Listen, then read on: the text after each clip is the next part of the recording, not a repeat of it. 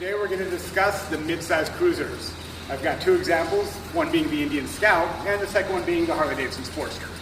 Now these bikes both have about 1200cc motors, so they're relatively the same size, but they're completely different motorcycles. As an example, the Indian Scout comes with a radiator as it's a liquid-cooled motor, compared to the Harley-Davidson's air-cooled motor, which is quite hot. Especially in those hot climates and warmer days, it's not too comfortable. That liquid-cooled motor is going to be quite nice. Now with the motor that the Scout came out with, it's actually got 30 more or so horsepower, depending on the dyno tune jet that you're using. The horsepower is more significant. Not that you're going to want to be racing one, but if you get in trouble, you can get out of it pretty quick. The throttle response is amazing. The bike's riding positions are quite different. The Harley-Davidson Sportster has mid controls on most of them. That when you're riding, you really get your knees up in your chest, and after a lot of riding, it can be a little bit uncomfortable.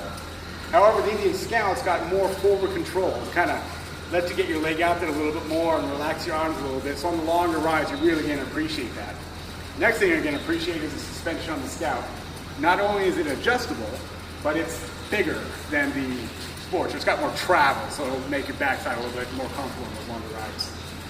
Even though it's got more horsepower, the Indian Scout actually has better fuel economy, so you're not going to be spending as much gas while you're out on your trip.